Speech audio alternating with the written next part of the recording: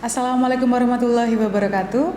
Perkenalkan, saya Wildanul Isniani ST.MSc, salah satu dosen tetap di program studi Teknik Industri Universitas PGRI Madiun. Setiap tahunnya sebagai dosen, saya melakukan kegiatan pengajaran, penelitian, dan pengabdian kepada masyarakat. Pada video kali ini, saya akan menjelaskan kegiatan pengajaran saya pada mata kuliah Manajemen Industri dengan bobot 2 SKS. Terdapat 6 komponen yang akan dibahas pada video kali ini, yaitu deskripsi mata kuliah, kemampuan yang diharapkan, materi pembelajaran, sistem pembelajaran, metode pembelajaran, dan yang terakhir adalah RPS.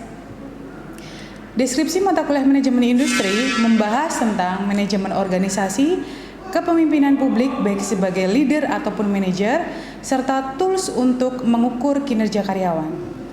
Pada kemampuan yang diharapkan dirumuskan dalam CPMK atau Capaian Pembelajaran Mata Kuliah. CPMK mata kuliah Manajemen Industri adalah setelah mengambil mata kuliah ini, mahasiswa mampu menganalisis dan menjelaskan tentang tipe-tipe kepemimpinan publik, mampu menggunakan tools pengukuran kinerja, serta dapat mengoperasikan software expert choice secara sederhana. Sedangkan sub CPMK Manajemen Industri adalah mahasiswa mampu memahami dasar-dasar ilmu manajemen industri, mampu membedakan antara manajer dan leader, dapat menganalisis tipe-tipe kepemimpinan, memahami tools untuk mengukur kinerja karyawan, dapat melakukan praktik langsung pengukuran kinerja karyawan di UKM, serta mahasiswa mampu mengoperasikan software expert choice untuk mengolah kuesioner secara sederhana dan mandiri. Materi pembelajaran secara umum terdapat 8 yang akan saya sampaikan pada mata kuliah Manajemen Industri dari pertemuan 1 hingga 14, antara lain tentang Introduction to Management for Industrial Engineering, Manager versus Leader, kemudian pemimpin transformasional, visi, misi, tujuan organisasi. Ada juga tentang Servant Leadership, tentang System Thinking, tentang manajemen operasi, dan yang terakhir tentang pengukuran beban kerja secara mental. Total pertemuan dalam satu semester adalah 16. Materi pembelajaran tersebut akan saya sampaikan dalam 14 kali pertemuan. 2 pertemuan sisanya adalah untuk evaluasi di tengah semester dan di akhir semester. Rincian pembelajaran pada setiap pertemuan akan saya jelaskan selanjutnya. Dalam sistem pembelajaran, perkuliahan terdapat beberapa komponen yang terlibat, antara lain ada dosen, mahasiswa, serta perangkat belajar mengajar yang saling berinteraksi dan menjadi satu, yaitu sebuah sistem pembelajaran. Agar materi dapat tersampaikan dengan baik dalam mata kuliah Manajemen Industri di Universitas PGRI Madiun ini, sistem pembelajaran harus berjalan dengan baik sesuai rencana atau RPS yang telah dirancang sebelum perkuliahan, dan semua komponen tersebut berinteraksi dengan baik sehingga tujuan perkuliahan dapat tercapai. Dalam metode pembelajaran, terdapat beberapa metode yang saya gunakan pada tahun ini, khususnya untuk semester ganjil 2021-2022. Di mana semester ini termasuk semester yang sangat berkesan selama pandemik dan memberi hawa positif, karena pada semester ini kampus boleh melaksanakan blended learning, yaitu kombinasi antara pertemuan luring dan pertemuan daring. Kurang lebih terdapat 8 metode pembelajaran yang saya gunakan dalam mata kuliah Manajemen Industri ini. Yang pertama, ceramah via video conference seperti Zoom Meeting atau Google Meet. Ceramah secara luring terbatas, di mana dalam metode ceramah sudah termasuk juga aktivitas tanya jawab dengan mahasiswa. Kemudian video pembelajaran melalui video recording yang saya buat di PowerPoint. Metode pembelajaran selanjutnya adalah diskusi. Dan ada juga metode pembelajaran resitasi, di mana mahasiswa membuat ringkasan materi. Terdapat juga metode discovery dan mind mapping serta perancangan, di mana pada metode ini siswa dirangsang untuk mampu membuat suatu proyek yang nantinya akan diteliti lebih lanjut. Terdapat beberapa peraturan perkuliahan pada pembelajaran daring dan luring. Peraturan metode pembelajaran daring antara lain, yang pertama, mahasiswa wajib mengaktifkan kamera saat proses perkuliahan kecuali jika ada kendala jaringan yang berarti. Yang kedua, maksimal keterlambatan adalah 15 menit. Sedangkan peraturan metode pembelajaran luring, yang pertama, mahasiswa sudah vaksin minimal 1 kali yang dapat dibuktikan dengan aplikasi Peduli Lindungi. Yang kedua, mempunyai surat izin orang tua untuk melaksanakan kuliah luring. Yang ketiga, mahasiswa dalam keadaan sehat, serta maksimal keterlambatan dalam 15 menit. Pada sistem penilaian, terdapat 4 indikator penilaian pada mata kuliah manajemen industri, yaitu tugas dengan bobot 20%, dilihat dari tugas tiap pertemuan, kuis, serta tugas besar, ujian tengah semester dengan bobot 20%, ujian akhir semester dengan bobot 30%, serta karakter dengan bobot 30% dilihat dari keaktifan, presensi di kelas, serta kedisiplinan ketika mahasiswa masuk kelas. Terdapat 5 skala nilai di Universitas PGRI Madiun, yaitu A, B, C, D, dan E. Untuk nilai A, jika mahasiswa mempunyai rentang nilai antara 81 hingga 100, nilai B rentang nilai antara 71 hingga 80, nilai C rentang nilai antara 57 hingga 70, nilai D rentang nilai antara 41 hingga 56, nilai E rentang nilai antara 0 hingga 40. Seperti yang saya sebutkan tadi, bahwa mata kuliah ini terdiri dari 14 pertemuan, di mana pertemuan pertama mata kuliah ini membahas tentang kontrak kuliah, RPS, dan pengenalan materi manajemen industri. Pada pertemuan pertama ini diharapkan mahasiswa dapat memahami tentang peraturan perkuliahan serta sedikit mengenal tentang apa itu manajemen industri. Pertemuan pertama disampaikan melalui ceramah interaktif melalui Google Meet dan dilanjutkan oleh diskusi. Pada pertemuan kedua, materi yang disampaikan adalah tentang pengenalan manajemen industri atau Introduction to Management for Industrial Engineering. Di materi kedua ini diharapkan mahasiswa dapat memahami tentang manajemen industri. Pertemuan kedua dilaksanakan secara daring melalui video interaktif melalui Google Meet, dilanjutkan dengan diskusi. Pertemuan ketiga membahas tentang manager versus leader. Berbeda dengan pertemuan kedua, pada pertemuan ketiga ini metode pembelajaran yang saya gunakan adalah dengan video pembelajaran, di mana saya melakukan voice recording dengan PowerPoint, kemudian saya upload di LMS e-learning Unikma atau kita sebut biasa dengan Elma, dan dilanjutkan dengan beberapa diskusi yang kita lakukan melalui WA Group. Pada pertemuan ketiga diharapkan mahasiswa dapat menjelaskan tentang perbedaan manajer dan leader serta pentingnya pemimpin dalam sebuah organisasi. Selanjutnya pada pertemuan 4 pada mata kuliah manajemen industri membahas tentang pemimpin transformasional. Seperti pertemuan 3, pertemuan keempat ini juga saya sampaikan melalui video pembelajaran voice recording melalui PowerPoint. Yang diharapkan dengan pertemuan ini mahasiswa mampu mengetahui dan paham tentang pemimpin yang transformasional. Selanjutnya pertemuan 5 akan dilakukan evaluasi pembelajaran pada pertemuan 1 hingga 4 dengan kuis secara tertulis. Diharapkan mahasiswa dapat menjawab pertanyaan kuis dengan baik. Metode pembelajarannya adalah discovery, di mana mahasiswa belajar secara aktif dan mandiri. Pertemuan ke-6 berisi materi tentang visi, misi, dan tujuan organisasi. Pada pertemuan ini diharapkan mahasiswa dapat memahami visi dalam organisasi. Pertemuan ke-6 ini berbeda lagi dengan pertemuan 1 hingga 5 karena mulai pertemuan ini pertemuan disampaikan secara luring terbatas serta dilanjutkan dengan diskusi. Pada pertemuan 7 mahasiswa mengikuti webinar series Unikma dengan tema teknologi tepat guna berbasis STEM untuk Indonesia Tangguh melalui Zoom meeting, serta mahasiswa diharapkan membuat resitasi atau ringkasan terhadap materi tersebut. Pada materi pertemuan 7 ini diharapkan mahasiswa mampu memahami dan dapat menjelaskan secara tertulis hasil webinar series dari kelima disiplin ilmu. Pada pertemuan ke-8 kita melaksanakan evaluasi tengah semester atau kita sebut dengan ujian tengah semester. Setelah ujian tengah semester, kita lanjutkan kembali pada pertemuan 9 dengan materi servant leadership dengan metode pembelajaran discovery, yaitu mahasiswa belajar secara aktif dan mandiri. Dosen memberikan materi terkait dengan servant leadership. Pada pertemuan ini diharapkan mahasiswa dapat memahami tentang apa itu servant leadership serta bisa memberikan contoh tentang perilaku servant leadership itu sendiri. Selanjutnya pada pertemuan ke-10 yaitu tentang system thinking.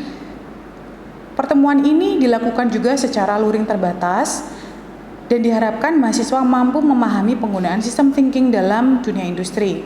Pada pertemuan ini mahasiswa juga diminta untuk memberikan contoh kegunaan dari system thinking bagi pemimpin perusahaan atau organisasi dalam menyelesaikan permasalahan yang ada. Pertemuan 11 membahas tentang manajemen operasional dilaksanakan juga dengan luring secara terbatas. Diharapkan pada pertemuan ini mahasiswa mampu memahami tentang manajemen operasional. Pertemuan ke-12 membahas tentang pengukuran beban kerja dengan metode NASA TLX.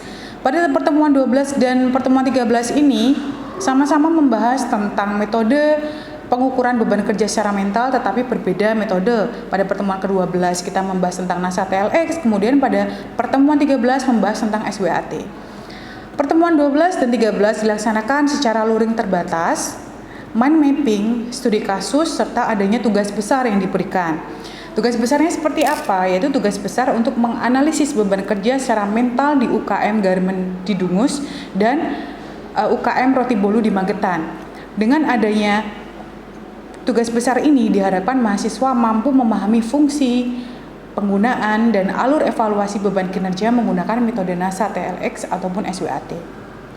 Pada pertemuan ke-14 ini, mahasiswa mengaplikasikan metode NASA TLX dan SWAT di UKM. Mahasiswa terjun langsung ke UKM Garmen dan Roti Bolu tersebut untuk mengambil data sesuai dengan kuesioner NASA TLX ataupun SWAT. Sehingga metode pembelajaran pada pertemuan ke-14 ini adalah perancangan problem based learning. Diharapkan mahasiswa mampu membuat instrumen evaluasi beban kerja mental dalam kuesioner serta melakukan pengambilan data di UKM. Kemudian setelah data diambil dengan baik oleh mahasiswa, dilakukan analisis NASA TLX dan SWAT atau pengolahan kuesioner tersebut menggunakan expert choice, di mana perkuliahan dilakukan secara luring, studi kasus, dan diskusi kelompok. Dengan pertemuan ke-15 ini diharapkan mahasiswa dapat melakukan analisis hasil pengambilan data menggunakan software expert choice tersebut. Pada pertemuan ke-16, mahasiswa akan melaksanakan ujian akhir semester dengan cara mengumpulkan PowerPoint ataupun laporan akhir serta presentasi laporan tersebut, yaitu laporan tentang analisis beban kerja mental dengan metode NASA TLX dan SWAT.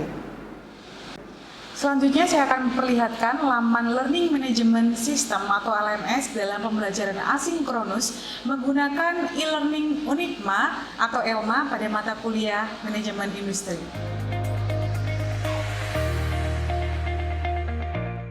E-learning Unipma atau ELMA merupakan salah satu LMS yang saya gunakan dalam proses pembelajaran mata kuliah Manajemen Industri. ELMA ini dapat diakses atau merupakan salah satu modul dari Sistem Informasi Manajemen Universitas PGRI Madiun. Ketika dosen sudah masuk pada ELMA, kemudian tinggal memilih mata kuliah yang bersangkutan. Di sini contohnya adalah mata kuliah Manajemen Industri yang sedang saya bahas. Di mata kuliah Manajemen Industri ini, dosen maupun mahasiswa dapat melakukan berbagai macam kegiatan atau aktivitas, seperti menambah informasi per pertemuan pada setiap pertemuan 1 hingga pertemuan 16. Selain itu, dosen juga bisa memberikan catatan-catatan tertentu untuk setiap pertemuan seperti apa yang harus mahasiswa lakukan, mata kuliahnya apa. Seperti ini misalkan dosen memberikan RPS kepada mahasiswa dan mahasiswa dapat mendownload langsung RPS yang telah saya unggah di sini. Selain itu juga melalui ELMA, dosen dapat mengunggah laman tugas. Dan sangat jelas di sini terlihat kapankah tugas ini di-open dan kapankah harus berakhir atau close. Dan dosen pun bisa melihat ada berapa jumlah mahasiswa yang telah mengumpulkan. Nah, selanjutnya hingga pertemuan-pertemuan selanjutnya terlihat detail dari setiap pertemuan. Nah, seperti itu ada kuis, kapan pengumpulan, kemudian ada informasi-informasi yang saya sampaikan pada setiap pertemuan di mata kuliah ini. Hingga ujian tengah semester pun ada. ELMA ini sebagai LMS sangat bermanfaat, khususnya untuk saya, karena melalui ELMA saya bisa menjelaskan hal-hal yang saya anggap penting, seperti apa yang akan saya sampaikan di setiap pertemuan, penugasan, bahkan diskusi.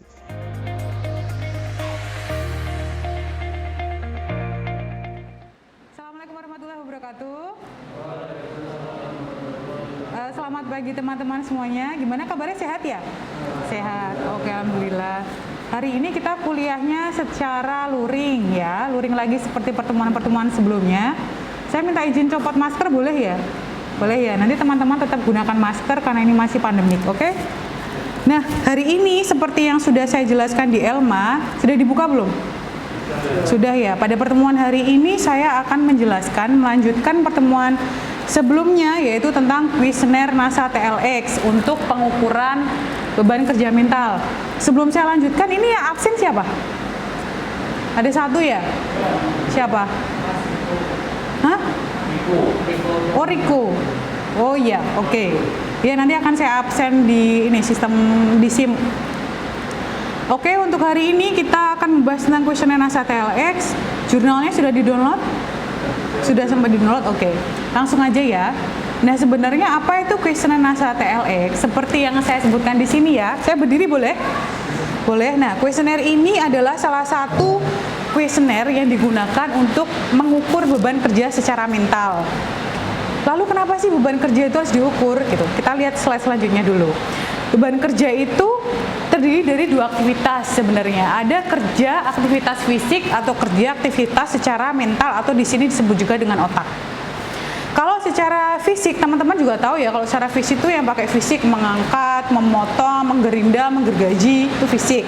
Tapi kalau secara mental itu adalah kerja yang melibatkan aktivitas berpikir seperti system thinking, decision making, problem solving. Itu materi-materi yang kita pelajari di minggu-minggu sebelumnya, betul? Ya. Mohon maaf nih, suara saya kedengeran ya? Hujan ya, deras banget. Oke, jadi kerja atau aktivitas fisik dan mental ini bisa menimbulkan adanya beban kerja. Beberapa definisi beban kerja bisa dilihat di sini, yaitu perbedaan antara kemampuan pekerja dan tuntutan pekerjaan. Itu bisa disebut sebagai beban. Jadi ketika ada misalkan gini, pekerjaan sama tuntutan pekerjaan itu bedanya seberapa jauh sih? Nah, perbedaan itulah nanti akan menjadi sebuah beban, maksudnya gitu. Terus yang kedua didefinisikan juga sebagai sejumlah pekerjaan yang harus diselesaikan oleh suatu unit organisasi dalam jangka waktu tertentu, gitu. Nah, beban kerja itu ketika terus-menerus terjadi, sebelumnya gini, kenapa sih kok manajemen industri belajar juga tentang ini?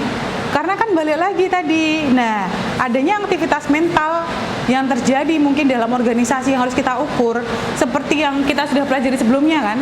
Nah, kalau untuk beban kerja secara fisik, ini akan teman-teman pelajari di mata kuliah apa? Apa? Sudah praktikum, betul, ergonomi. Untuk kerja aktivitas fisik dipelajari dalam mata kuliah ergonomi. Tapi untuk beban kerja secara mental, saya sisipkan pada mata kuliah manajemen industri ini. Gitu ya. Nah, adanya beban kerja dalam institusi, organisasi, perusahaan atau dimanapun itu, termasuk teman-teman, ada beban nggak? Secara fisik, secara mental pasti ada. Siapapun itu pasti mengalami. Tetapi yang dialami kita itu harusnya dikelola, itu dia.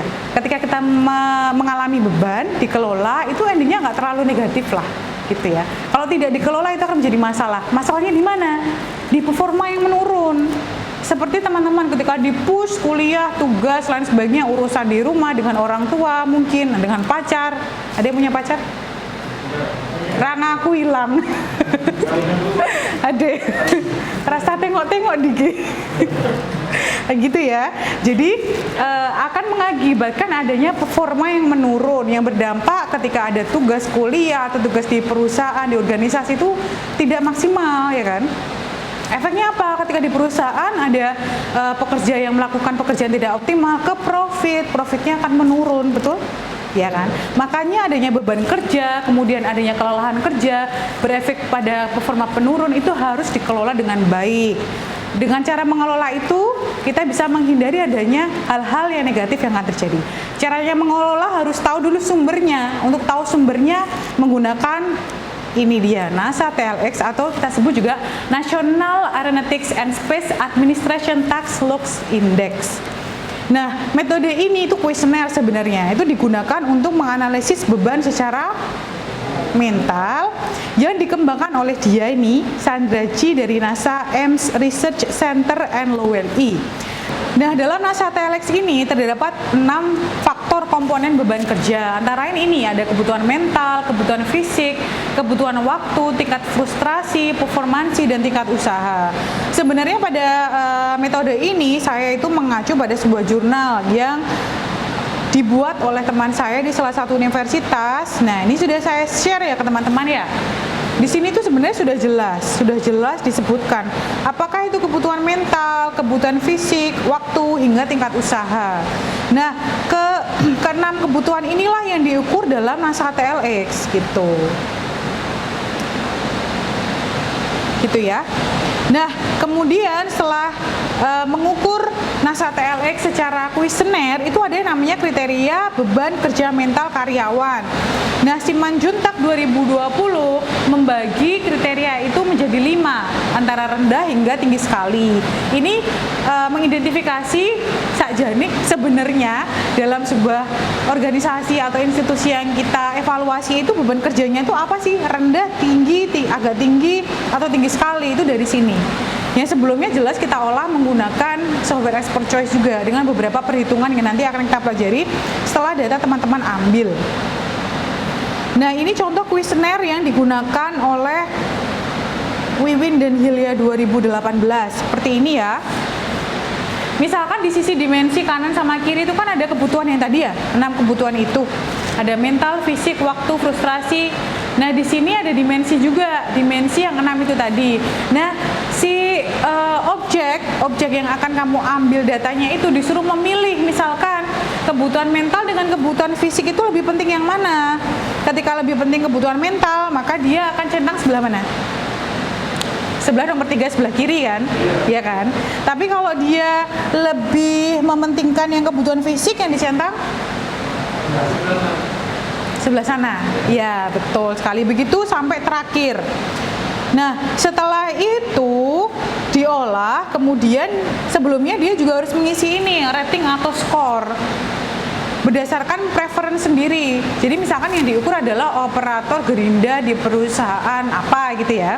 Dia ngisi skor nih antara 10 sampai 100 kira-kira berapa gitu. Kalau sudah ketemu skor, kemudian kita ketemu hasil ini, yang hasil inilah nanti yang kita akan masukkan ke dalam software apa tadi saya bilang? Expert Choice. Ingat ya, namanya Expert Choice. Nanti kita olah, kita menemukan namanya beban. Beban kemudian dikali rating, kita akan menemukan hasil. Nah, hasil itulah yang nanti kita lihat. Sakjane sebenarnya bebannya itu sampai mana? Tinggi, rendah, tinggi sekali atau sangat rendah gitu ya.